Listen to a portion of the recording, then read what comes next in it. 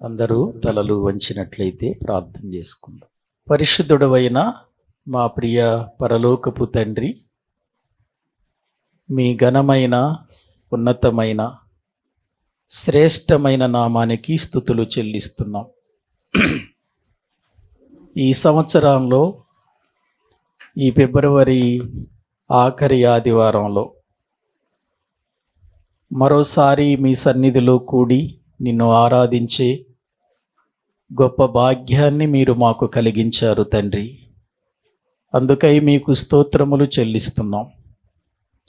మమ్మలను సజీవులుగా ఉంచినందుకు వందనాలు, సహవాసముగా సమకూర్చినందుకు వందనాలు, నీ మాటలు వినే భాగ్యాన్ని కలిగించినందుకు స్తోత్రాలు. ప్రార్థనలో, రొట్టె విరుచుటలో మమ్మలను ఏకము చేసినందుకు మీకు స్తోత్రములు చెల్లిస్తూ ఉన్నాం తండ్రి. నీ మాటల యొద్దకు వస్తున్నాము, మమ్మలను మరోసారి బలపరచండి. అపోస్తుల కార్యముల గ్రంథములో అపోస్తులు చేసిన కార్యములను గూర్చి మేము ధ్యానం చేస్తూ ఉండగా మీ కృపలో ఇప్పటి వరకు ఎన్నో సంగతులు నేర్చుకున్నాము. మిగిలినటువంటి సంగతులను కూడా మేము చాలా జాగ్రత్తగా పఠించి ధ్యానం చేసి చక్కగా ప్రభు నాయన అర్థం చేసుకోగలిగిన కృప దయచేయండి. నీ వాక్యాన్ని బోధిస్తున్న నాకు సమయోచితమైన మీ జ్ఞానమిచ్చి నీ పరిశుద్ధాత్మ సహాయము ద్వారా కావలసినటువంటి మాటలు మాకు అందించి బలపరచమని యేసు క్రీస్తు ప్రభువు పేరట ప్రార్థించి వేడుకుంటున్నాము తండ్రి, ఆమేన్. ప్రభునందు ప్రియులారా, దైవ గ్రంథములో నుండి మనం అపోస్తుల కార్యములు అనే గ్రంథాన్ని గురించి మాట్లాడుకుంటున్నాం. అపోస్తులు కార్యములు అనగానే రెండు సంగతులు మనకు జ్ఞాపకం రావాలి. ఒకటి డాక్టర్ లోకా గారు, రెండవది సంఘ చరిత్ర. సంఘ చరిత్ర అనేది మనకు జ్ఞాపకం రావాలి. చరిత్ర అంటే జరిగిన విషయాలు కూలంకషంగా పరిశీలన చేసి పరిష్కారముగా తెలుసుకొని వాస్తవాన్ని చెప్పటమే చరిత్ర. ఈ చరిత్ర అనేది సంఘానికి సంబంధించినది. ఇప్పటి వరకు మనం మాట్లాడుకున్న మాటలలో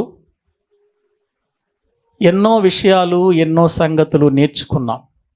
అపోస్తులు వారి వారి యొక్క పరిచర్య విధానంలో ఎలా దేవుని పని జరిగించారో, దేవుని పనిలో ఎన్ని ఆటంకాలు వచ్చాయో, ఎన్ని ఇబ్బందులకు వారు గురయ్యారో, ఎన్ని కుట్రలకు వారు దాసోహమైపోయారో, అయినప్పటికీ దేవుని పరిచర్యలో ధైర్యముగా ఉండి వారు బోధించే విధానం, వారు దేవుని కొరకు పడిన ప్రయాస ఉన్నతంగా మనకు కనబడుతుంది.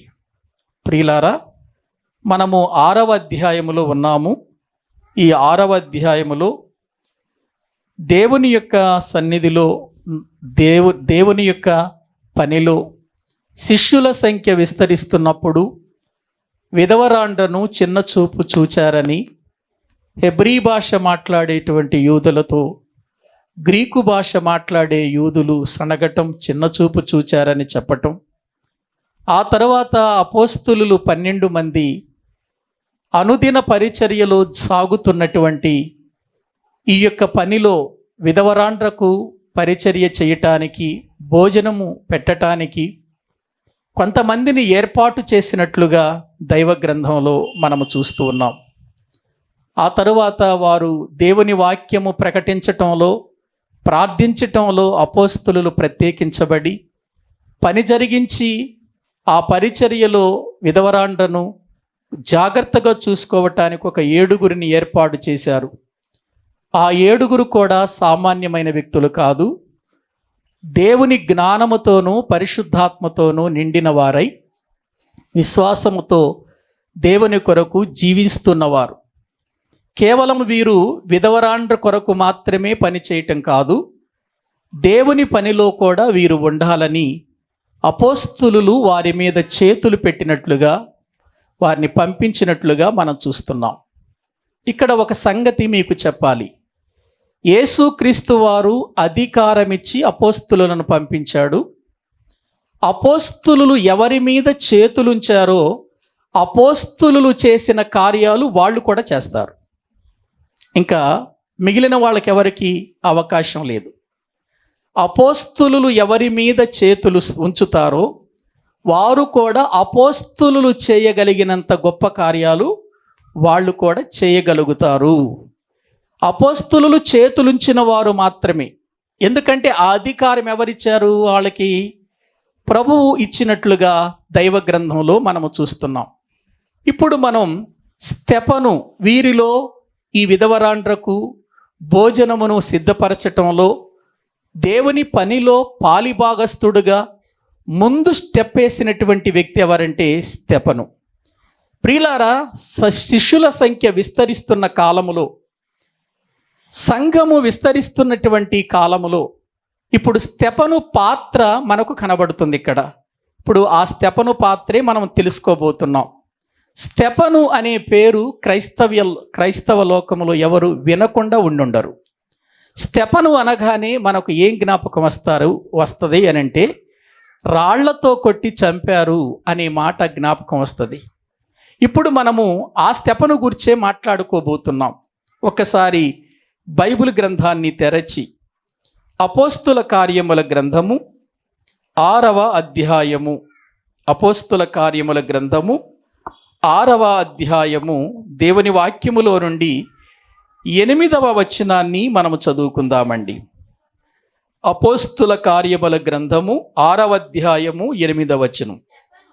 స్తెఫను కృపతోను బలముతోను నిండినవాడై ప్రజల మధ్య మహత్కార్యములను గొప్ప సూచక క్రియలను చేయుచుండెను. చాలండి.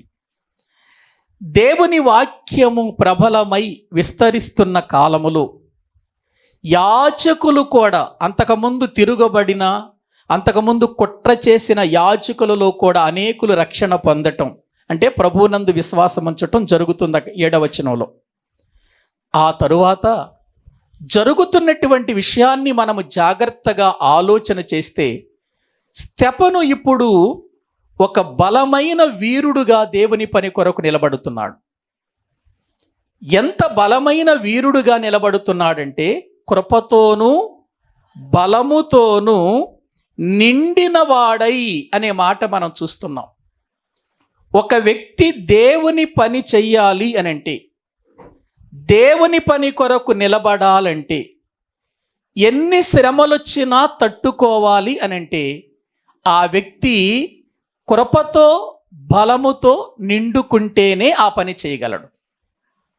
వాక్యాన్ని బోధించటం వేరు, వాక్యములో నిలబడటం వేరు. వాక్యాన్ని ఎవరైనా బోధిస్తారు. ఒక మాటలో చెప్పాలి అని అంటే, అపవాది కూడా వాక్యాన్ని బోధిస్తాడు. బోధించడా? సాతానుడు వాక్యాన్ని బోధించడా? బోధిస్తాడు. వాక్యం తెలిసిన వాడే.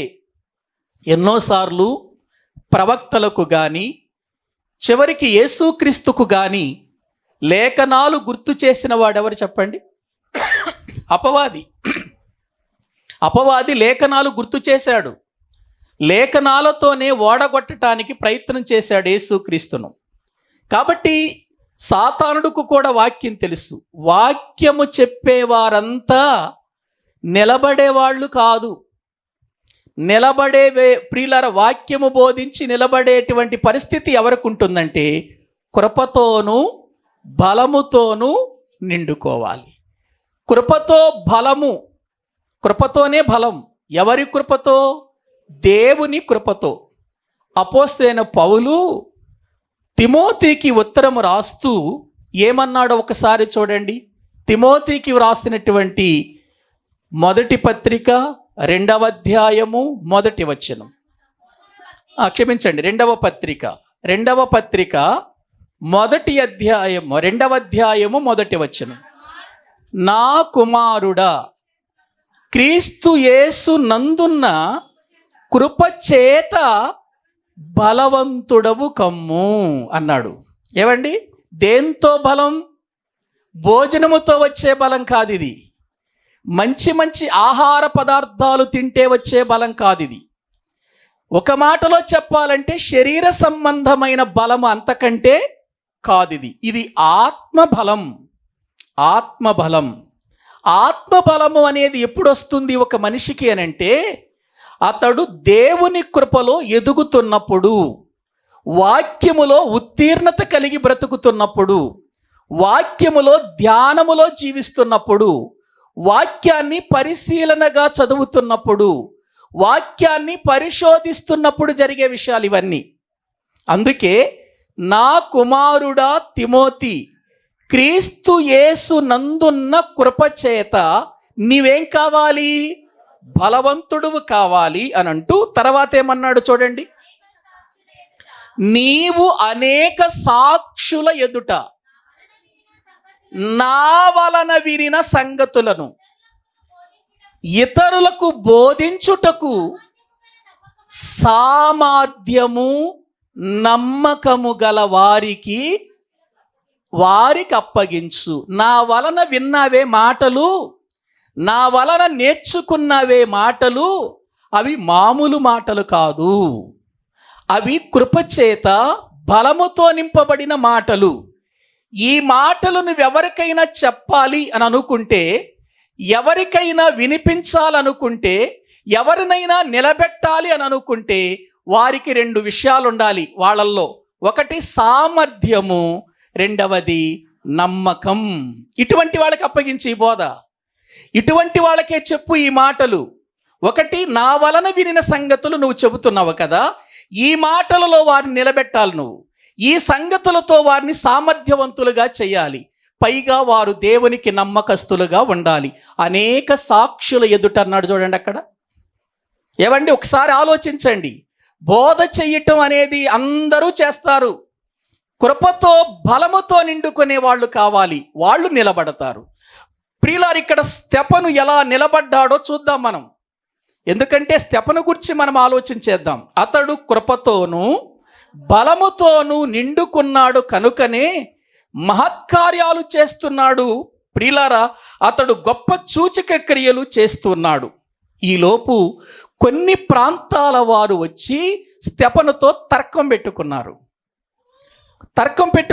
ఒకసారి చూద్దాము రండి.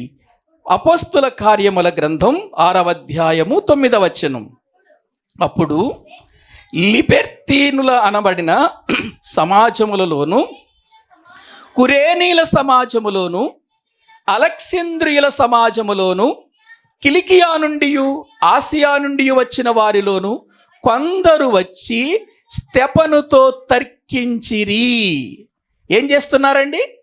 ప్రియులారా, కృపతో బలముతో నిండుకొనిన వాడుగా మహత్కార్యాలు గొప్ప సూచక క్రియలు చేస్తున్నటువంటి స్తెఫను దగ్గరకు ఎంతమంది వచ్చారో చూడండి. లిబెర్తీనీయులదనబడిన సమాజములో కొందరు, కురేనీల సమాజములో కొందరు, అలెక్సింద్రియుల సమాజములో, కిలికియా నుండి ఆసియా నుండి వచ్చిన వారిలో కొందరు వచ్చి స్తెఫనుతో ఈ విషయాల మీద ఏం చేస్తున్నాడు? తర్కిస్తున్నారు. అంటే వాదన ప్రతివాదనలు జరుగుతున్నాయి, డిబేట్ జరుగుతుంది ఇక్కడ. ఎవరెవరికి? ప్రియులారా, అక్కడ ఉన్నటువంటి చాలా మంది ప్రదేశాలు సమాజంలో నుండి వచ్చిన వారికి స్తెఫనుకు ఒక డిబేట్ జరుగుతుంది, తర్కం జరుగుతుంది, వాదన ప్రతివాదనలు జరుగుతున్నట్లుగా మనం చూస్తుంటున్నాం. ప్రియులారా, ఎప్పుడైనా మన ప్రసంగం తర్కానికి నిలబడాలి, మన వాక్యం తర్కానికి నిలబడాలి.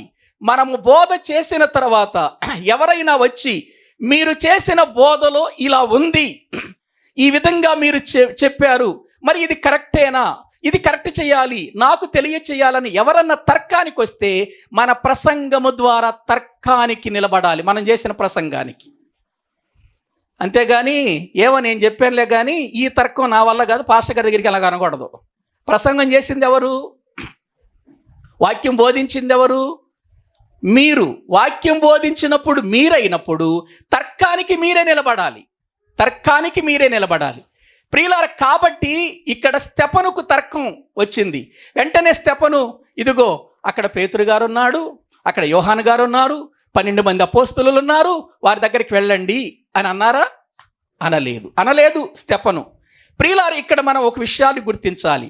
తర్కము అనేటువంటిది లేక డిబేట్ అనేటువంటిది ఎలా జరగాలి, ఎవరెవరికి జరగాలి, ఎప్పుడు జరగాలి, ఏ విషయాలలో జరగాలనేది కూడా బైబిల్లో చాలా స్పష్టంగా చెప్పాడు. ఇక్కడ జరుగుతుంది వాక్య సంబంధమైనటువంటి డిబేట్ జరుగుతుంది. ప్రియులారా, ఇటువంటి పరిస్థితులలో ఒక వచనం నేను మీకు చూపిస్తాను.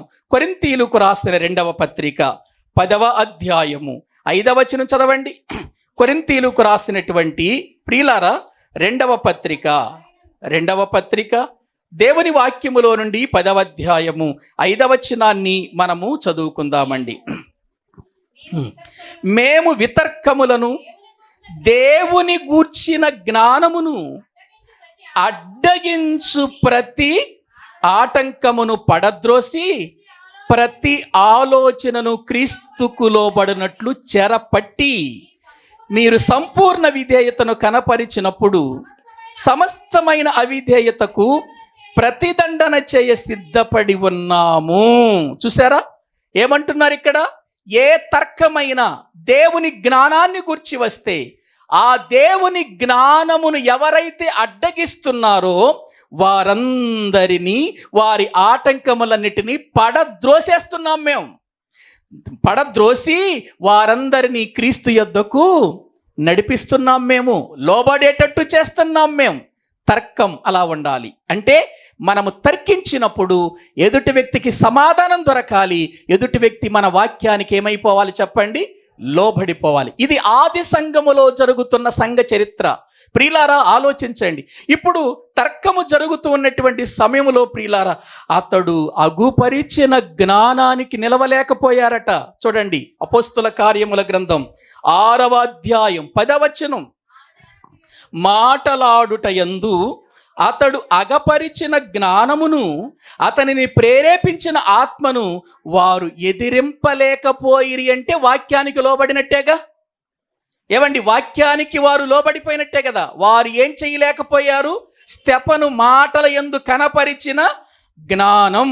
అంటే ఎప్పుడైనా మనము వాక్య సంబంధమైన విషయాలు మాట్లాడేటప్పుడు దేవుని జ్ఞానమునే కనపరచాలి, మన జ్ఞానం కనపరచకూడదు. అక్కడ మన జ్ఞానం ఎప్పుడు కూడా కనపరచకూడదు, దేవుని జ్ఞానమే కనపరచాలి. ప్రియులారా, దేవుని జ్ఞానమును అతడు ఎప్పుడైతే కనపరిచాడో అతనిని ప్రేరేపించిన ఆత్మను అన్నారు. అంటే ఇప్పుడు స్తెఫనును ఏ ఆత్మ ప్రేరేపిస్తుంది? పరిశుద్ధాత్మ. ఎందుకంటే మనం 6వ అధ్యాయములో ప్రియులార వాక్యములో మనము చూస్తే 5వ వచనంలో ఈ మాట, జనసమూహమంతటికి ఇష్టమైనందున వారు విశ్వాసముతోను పరిశుద్ధాత్మతోనూ నిండుకొనిన వాడైన స్తెఫను. అంటే ఇప్పుడు దేవుని ఆత్మ ప్రేరేపిస్తుంది ఎవరిని? స్తెఫనును. దేవుని ఆత్మతో నింపబడ్డాడు. దేవుని ఆత్మ చేత ఎవరు నింపబడతారో వారు చాలా జాగ్రత్తగా మాట్లాడతారు. మాటల యందు దేవుని జ్ఞానాన్ని మాత్రమే ఉపయోగిస్తారు. సొంత జ్ఞానం ఎప్పుడూ దేవుని మాటల్లో ఉపయోగించకూడదు. అలా జరిగితే అది తర్కానికి నిలబడదు. ప్రియులారా గ్రహించండి. ఇప్పుడండి దేవుని యొక్క వాక్యమును వారు ఎదిరించలేకపోయారు. ఇప్పుడు స్తెఫను మీద మళ్ళీ కుట్ర పన్నుతున్నారు వీళ్ళంతా. ఏమండి, స్తెఫను మీద వీళ్ళు కుట్ర పన్నుతున్నారు. ఎటువంటి కుట్ర పన్నుతున్నారు చూడండి 11వ వచనం. అప్పుడు వారు, వీడు మోషే మీదను దేవుని మీదను దూషణ వాక్యములు పలుకగా మేము వింటిమని చెప్పుటకు మనుషులను కుదుర్చుకున్నారు. ఏవండి, దేవుని ఆత్మచేత చెప్పబడినటువంటి మాటలండి స్తెఫను చెప్పినవి. స్తెఫను చెప్పినటువంటి ఆ మాటలలో దైవ ప్రేరేపణ ఉంది కదా, ఆత్మ ప్రేరేపణ ఉంది కదా. ఎంత గొప్ప మాటలు చెబుతుంటే లోబడి జీవితాన్ని మార్చుకొని బ్రతకవలసిన వీళ్ళు ఏం చేస్తున్నారు చెప్పండి? ఏవండి, దేవుని మీద మోషే మీద అక్కడ దేవుని మీద దూషణ వాక్యములు పలుకగా మేము విన్నాము అని చెప్పటానికి కొంతమంది మనుషులను కుదుర్చుకున్నారట ఇప్పుడు సాక్ష్యం చెప్పటానికి. అంటే ఇప్పుడు స్తెఫను ఏం చెబుతున్నాడని ప్రియులారా వీళ్ళు చెబుతున్నారు? మోషే మీద దేవుని మీద దూషణ వాక్యములు చెబుతున్నాడు అని చెప్పటానికి, అబద్ధ సాక్ష్యము చెప్పటానికి మనుషులను ఏం చేశారు వీళ్ళు? కుదుర్చుకుంటున్నట్లుగా మనం చూస్తుంటున్నాం. మోషే మీద స్తెఫను ఏమైనా దూషణ వాక్యాలు పలికాడా? దేవుని మీద దూషణ వాక్యాలు పలికాడా? పలకలేదు. ఏవండి, తర్కము నిలవకపోయేసరికి వీళ్ళ విధానమంతా మారిపోతుంది. చూడండి ప్రియులారా, వీళ్ళ మనసులు మారిపోతున్నాయి. వాక్యానికి వారు అంగీకరించిన వాళ్ళ యొక్క బ్రతుకులలో మార్పు చెందటానికి ఇష్టపడలేదు. బ్రతుకులలో వాళ్ళ జీవితాలను దేవుని వైపుకు త్రిప్పుకోవటానికి ఇష్టపడక వారు చేసినటువంటి ఈ కార్యాలు చూడండి ప్రియులారా. మనుషులను కుదుర్చుకొని వాళ్ళు ఏం చేశారంటే ప్రజలను, 12వ వచనం, పెద్దలను శాస్త్రులను రేపి అతని మీదికి వచ్చి అతనిని పట్టుకొని మహాసభ యొద్దకు తీసుకొని పోయి అబద్ధ సాక్షులను నిలవబెట్టారు. ఎక్కడ తీసుకెళ్ళిపోయారు? ఇప్పుడు సత్యాన్ని చెప్పిన, దేవుని ఆత్మచేత ప్రేరేపించబడిన మాటలు చెబితే వీళ్ళకి నచ్చక, వీళ్ళకి ఏమాత్రము కూడా అవి ఎక్కక, మార్పు చెందకపోగా వీళ్ళు మహాసభ ఎదుట నిలబెట్టారు. ఎవరిని? స్తెఫను గారిని. మహాసభ అంటే సభ వేరు, మహాసభ వేరు. వేలాది మంది ప్రజలు ఉన్న స్థలాన్ని, లక్షలాది మంది ఉన్నటువంటి ప్రియులార సభని మహాసభ అంటారు దాన్ని. ఆ మహాసభ ఎదుటకు జ్ఞానులు వస్తారు, పెద్దలు వస్తారు, శాస్త్రులు వస్తారు. ప్రియులార అన్ని విషయాలలో కూడా పేరెన్నిక కలిగిన వారు వచ్చి కూర్చుంటారు. అందుకని మహనీయులు వస్తారు గనుక, పెద్దవారు వస్తారు గనుక, జ్ఞానము కలిగిన వారు వస్తారు గనుక అది మహాసభ అని పిలిచారు. ఆ మహాసభలో ఎవరు నిలబెట్టారు? స్తెఫనును నిలబెట్టి అబద్ధ సాక్షులను పెట్టారన్నమాట. అక్కడ అబద్ధ సాక్షులు నిలబెట్టారు. ఇప్పుడు అబద్ధ సాక్షులు ఏం చెప్పాలి? స్తెఫను మనకు సరైనటువంటి బోధ అందించటం లేదు, ఇతడు దేవుని మీద దూషణ మాటలు పలుకుతున్నాడు, మోషే మీద దూషణ మాటలు పలుకుతున్నాడు, ఇతడు సరైనటువంటి విధానమైనటువంటి వ్యక్తి కాదని నిరూపణ చేయాలన్నమాట. వీళ్ళు అబద్ధం చెప్పి నిరూపణ చేయాలి. ప్రియులారా, నిలబడిన వ్యక్తి ఎవరో తెలుసా? దేవుని ఆత్మచేత ప్రేరేపించబడినవాడు. దేవుని ఆత్మచేత ప్రేరేపించబడినవాడు. నిలవబడిన వాడు ఎవరో తెలుసా? దేవుని జ్ఞానముతో నిండుకున్నవాడు, కృపతో నిండుకున్నవాడు, బలముతో నిండుకున్నవాడు నిలబడినవాడు. బలముతో నింపబడినప్పుడు, కృపతో నింపబడినప్పుడు, దేవుని ఆత్మచేత జీవిస్తూ దేవుని ఆత్మ ప్రేరేపణతో దేవుని జ్ఞానాన్ని బోధించేవాడు ఎదుట ఏది నిలవలేదు ఈ ప్రపంచంలో. ఇది మనం బాగా అర్థం చేసుకోవాలండి. ఏది నిలవబడలేదు. ఎందుకో తెలుసా? అతని పక్షముగా దేవుడుంటాడు.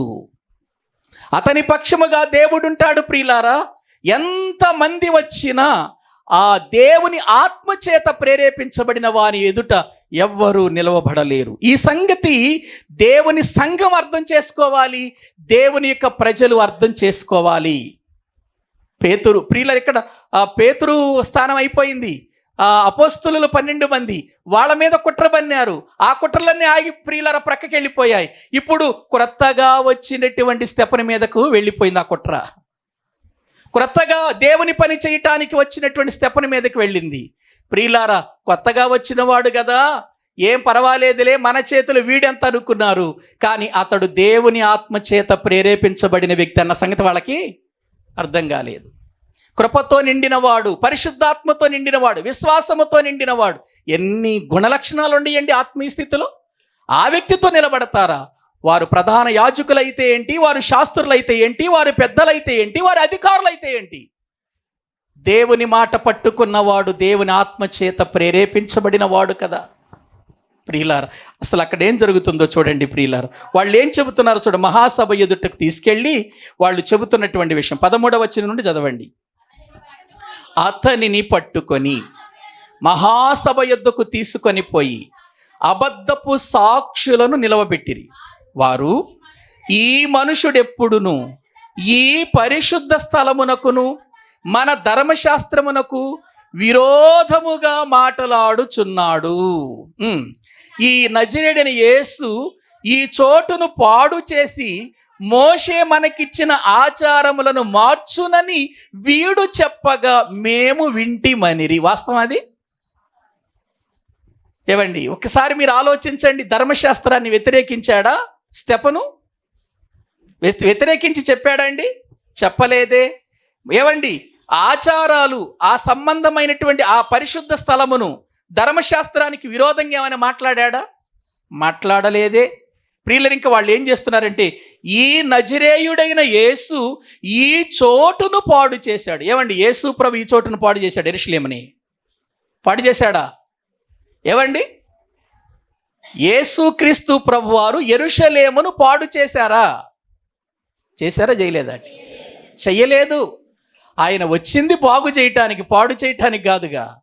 ఆయన వచ్చింది ప్రియులర బాగు చేయటానికి వచ్చాడు ఆయన. ఇప్పుడు యేసు ప్రభు పేరు కూడా ఎత్తుతున్నారు వీళ్ళు. యేసు ప్రభు పేరు కూడా ఎత్తి యేసు ప్రభు మన ప్రాంతాన్ని, ఈ యెరూషలేమును, ఈ చుట్టుప్రక్కల ఉన్న వారందరినీ పాడు చేసి మోషే మనకిచ్చిన ఆచారములను మార్చునని వీడు చెప్పగా వింటిమి. వీడు అని అంటున్నారు చూడండి. ఒక బోధకుడిని, ఒక ఆత్మతో నింపబడిన వాడిని చూసి వీడు వాడు, వీడు వాడు. ఏంటండి ఆ మాటలు? ప్రియమైన దేవుని పిల్లలారా, దేవుని యొక్క సన్నిధానములో వీళ్ళు మాట్లాడుతున్న మాటలు ప్రియులారా, వాడు వీడు, వీడు వాడు అని ఒక సేవకుడిని మాట్లాడుతున్నారండి. ఒక దేవుని కొరకు నిలవబడినటువంటి వారిని మాట్లాడుతున్నారండి. కానీ స్తెఫను మారు మాటలాడలేదండి. అనుకోనివ్వండి, అనుకోనివ్వండి వాళ్ళకి ఎప్పుడు సరైనటువంటి విధానములో ఖండించాలో అప్పుడే చెబుతా నేను. ఎప్పుడు వారితో మాట్లాడాలో అప్పుడే నేను సరైనటువంటి సమాధానం ఇస్తాను. మాట్లాడుకోనివ్వండి అని ప్రియులారా స్తెఫను మౌనంగా ఉన్నాడండి. వాళ్ళందరండి ఇక ఆ స్థలములో ఉండి ఈ అబద్ధ సాక్షులు చెబుతున్న మాటలన్నీ వింటున్నారండి. ఇది అబద్ధ సాక్ష్యం అన్న సంగతి అక్కడ అర్థమైపోతుంది. ఎందుకంటే లూకా గారు పరిశుద్ధాత్మ ప్రేరేపణతో రాశాడు ఈ మాటలు. పరిశుద్ధాత్మ ప్రేరేపణతో వ్రాయబడిన ఏ మాట అబద్ధము కానేరదు. ఇప్పుడు పరిశుద్ధాత్మతో వ్రాయిస్తున్నాడు. వాళ్ళు చెప్పిన మాటలు అబద్ధ సాక్షులుగా నిలబెట్టారు. ఇప్పుడు ఈ అబద్ధ సాక్షులు చెబుతూ ఉంటే అక్కడ సభలో కూర్చున్న ప్రజలందరూ స్తెఫను వైపు చూస్తున్నారండి. అప్పుడు స్తెఫను ముఖం చూడండి ఎట్లా ఉందో. 15వ వచనం, సభలో కూర్చున్న వారందరూ అతని వైపు తేరి చూడగా అతని ముఖము దేవదూత ముఖము వలె వారికి. ఏంటండి ఆ విధానం? ఆలోచించండి. సభలో ఉన్నవారు వీళ్ళు అబద్ధ సాక్ష్యాలు చెబుతున్నారు, అబద్ధపు మాటలు చెబుతున్నారు స్తెఫను మీద. కానీ స్తెఫను ముఖం ఎట్లా ఉంది? దేవదూత ముఖము వలె. ఏవండి, దేవదూత ముఖము వలె ప్రియులారా వారందరికీ కనబడుతుంది. ఎందుకు దేవదూత ముఖం వలె ఎందుకు కనబడుతుందంటే ఈ అబద్ధ సాక్షులు నిలబెట్టారు కదా. ఈ సాక్షులు చెప్పే మాటలన్నీ ప్రియులారా నిజమైతే అతని ముఖం ఏమైపోయి ఉండేది? వాస్తవాన్ని చెబితే ముఖం ఆడిపోద్ది. ఇప్పుడు వాళ్ళు చెప్పేవి వాస్తవాలు కాదు, అబద్ధాలు. నిజము పలికేవాడి ముఖం మాత్రం ఎప్పుడు కూడా తేజస్సుగానే ఉంటుందండి. వాక్యం వింటున్న ప్రియులారా మనము గుర్తించాలి. దేవుడు మోషేను పిలిచి వారితో మాట్లాడి కిందకి దిగి వచ్చి ఆ కొండ మీద నుండి క్రిందికి దిగి వచ్చేటప్పుడు మోషే ముఖం ప్రజలందరికీ ఎలా కనపడింది? ఏవండి, ప్రకాశిస్తూ కనబడినట్లుగా దైవ గ్రంథంలో మనము చూస్తున్నాం. ఒక నిజాన్ని ప్రియులారా కలిగి, ఒక దేవుని యొక్క నమ్మకత్వము కలిగి, దేవునిలో బలంగా, దేవునిలో రూపంగా, దేవునిలో ప్రియులారా బలమైనటువంటి కృపతో నిండుకొని, పరిశుద్ధాత్మ నిండుకొని, విశ్వాసముతో సాగేవాడు. వారి వెనుక ఎన్ని కుట్రలు పన్నినా ఆ వ్యక్తి ప్రియులారా ఏమి పట్టించుకోడు, దేవుని యొక్క స్వభావముతోనే బ్రతుకుతాడు. ప్రియులారా దేవదూత వలె వారి ముఖం ఏమవుతుంది చెప్పండి? కనబడుతుంది ప్రియులారా. వాస్తవం చెప్పావు. అందరూ స్తెఫను వైపు చూస్తున్నారు. అతని ముఖము దేవదూత ముఖము వలె వారికి కనబడుతున్నట్లుగా మనము చూస్తున్నాం. ప్రియ దేవుని పిల్లలారా, ఆలోచించండి. అంటే ఇప్పుడు స్తెఫను దేవుని వాక్యాన్ని బోధించటానికి, దేవుని కొరకు నిలబడటానికి కేవలం విధవరాళ్ళు మాత్రమే పరిచర్య చేస్తున్నాడా? దేవుని కొరకు ఒక గొప్ప ప్రియులారా నిలబడిన వ్యక్తిగా మనకు కనబడుతున్నాడా? గొప్ప వ్యక్తిగా నిలబడుతున్నాడు. చూడండి, నా పని విధవరాళ్ళకి భోజనం పెట్టడమే, నా పని వాళ్ళను చూసుకోవటమే, ఇంకా అక్కడే ఉండి వాళ్ళ దగ్గరే ఉండి వాళ్ళని చూసుకుంటాను అని అనుకోవట్లేదు. ఇప్పుడు స్తెఫను దేవుని బలముతో దేవుని పని చేస్తున్నాడండి. ఎందుకంటే దేవుని ఆత్మతో నిండిన వాడు దేవుని పని కొరకు పరుగులెత్తుతాడు. దేవుని ఆత్మతో నిండిన వాడు దేవుని పని చేయకుండా ఉండలేడు. దేవుని కొరకు ప్రియులార బ్రతికేవాడు దేవుని యొక్క సన్నిధానములో దేవుని కొరకు పని చేయకుండా ప్రియులార మౌనంగా ఉండలేడు. అది దేవుని యొక్క ఆత్మ కలిగిన వాడికే తెలుస్తుంది. ఆ వేదన, ఆ బాధ దేవుని ఆత్మ కలిగిన వాడికే తెలుస్తుంది. ఆ యొక్క ప్రియులార ఉన్నతమైనటువంటి స్థితి.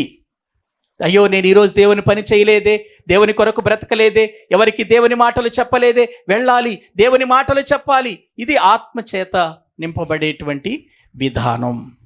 అంటే ఇప్పుడు ప్రియులారా, సేవలో విస్తరణ జరుగుతుంది, సంఘము విస్తరిస్తుంది, సంఘములో ప్రజలు విస్తరిస్తున్నారు, అనేకులు మార్పు జరుగుతున్న కుట్రలు మానాయా? కుట్రలు పోయాయా? వాళ్ళ మీద వ్యతిరేకతలు పోయాయా? పోలేదండి, పోవవి. క్రీస్తు రెండవ రాకడ వరకు కూడా ఈ పరిస్థితులు జరుగుతాయి.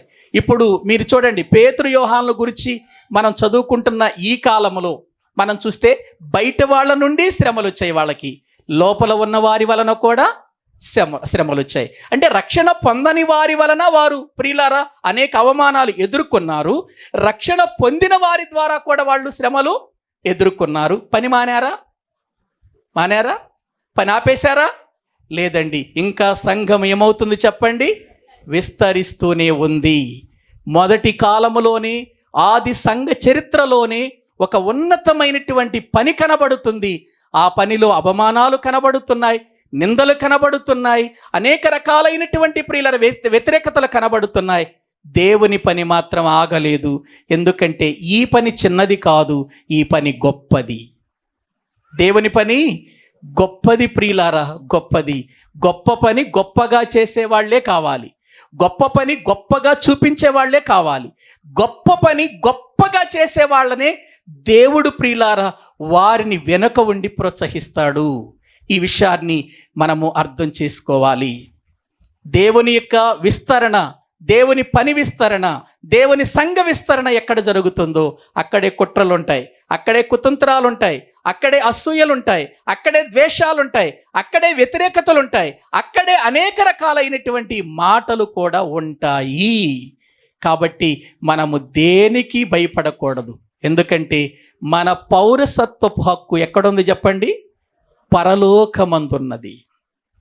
కాబట్టి ఈ భూమి మీద మనకు శ్రమలు వస్తాయి, కష్టాలు వస్తాయి, నిందలు వస్తాయి, అవమానాలు వస్తాయి, ప్రియులార బయటి వారి వలన వస్తాయి, లోపలి వారి వలన వస్తాయి. అయినా కూడా భయపడకుండా దేవుని యొక్క చేత ప్రేరేపించబడిన వ్యక్తి ధైర్యంగా ముందుకు వెళతాడు, విశ్వాసముతో ముందుకు కొనసాగుతాడు. ఇక స్తెఫను యొక్క జీవిత విధానం ప్రియులార, ఆ తర్వాత అతడు చేసే ప్రసంగం ఎంత ఘాటుగా ఉంటుందో మీకు చెబుతాను. వచ్చే వారంలో మనం నేర్చుకుందాం. తలల వంచండి, ప్రార్థన చేసుకుందాం. ప్రియులారా, తలల వంచండి, ప్రార్థన చేసుకుందాం. దేవుని బిడ్డలారా, సంఘము దేవుని పని చేస్తున్నప్పుడు, సంఘము దేవునిలో విస్తరిస్తున్నప్పుడు, దేవుని పరిచర్యలో మనమంతా కొనసాగుతున్నప్పుడు ఎన్నో అవమానాలు రావచ్చు, నిందలు రావచ్చు, కష్టాలు రావచ్చు, అనేక రకాలుగా మనల్ని విలువ లేకుండా మాట్లాడవచ్చు. అయినా బాధపడకండి, చింతించకండి. దేవుని ఆత్మ చేత, దేవుని జ్ఞానము చేత నింపబడిన మనం క్రీస్తు యేసునందున్న కృపచేత ఎప్పటికీ బలవంతులుగా నిలబడదాం. అదే దేవుడు మనకిచ్చిన గొప్ప భాగ్యం. ప్రార్థన చేసుకుందాం. పరిశుద్ధుడవైన తండ్రి, కృపగలిగిన దేవా, మీ వందనాలు. సంఘ చరిత్రలో ఆరంభములో ఎన్ని శ్రమలు, ఎన్ని అవమానాలు, ఎన్ని నిందలు మీ దాసులకు వచ్చినా నీ కొరకు ఎలా నిలబడ్డారు, ఆ విధమైనటువంటి ధైర్యము, కృపతో బలముతో నిండుకొనిన అనుభవం, విశ్వాసముతో పరిశుద్ధాత్మతో దేవుని జ్ఞానముతో నిండుకొనిన అనుభవం మా అందరికీ మీరు దయచేయండి ప్రభువా. ఎటువంటి తర్కం వచ్చినా తర్కానికి నిలబడేటువంటి ఆత్మ ప్రేరేపణతో కూడిన మాటలు బోధించగలిగిన వారిగా మమ్మల్ని చెయ్యండి తండ్రి. ఎందుకంటే క్రీస్తు రక్తము చేత కడగబడిన వారు, ప్రభు బల్లలో పాలు పంపులు పొందుచున్నవారు, ఒకే ఇంటిలో ఒకే తండ్రిని కలిగి ఒకే ప్రభు నాయన శిరస్సును కలిగి బ్రతుకుతున్నది ఈ సంఘము నాయన. కాబట్టి మా అందరికీ అధికారివై మా అందరినీ నడిపించే నీ ఆత్మను మాకిచ్చి మా యొక్క బ్రతుకులను ఈ రీతిగా మీరు కొనసాగిస్తున్న విధానముకై వందనాలు తండ్రి. ఈ సమయమందు ప్రభు శరీరములో ప్రభు రక్తములో మేము పాలు పంపులు పొందుచుండగా అయోగ్యముగా కాక విమర్శ చేసుకొనక నాయన అలాగు మా జీవితాలు అలవాటు ప్రకారంగా వెళ్ళక నీ సన్నిధిలో ఒక పటిష్టమైన వ్యక్తులుగా మేము నిలబడినట్లు, ఒక స్తంభముగా మా బ్రతుకులు ఉండునట్లు సహాయము చేయండి. మీ కృపలో బలపరచండి.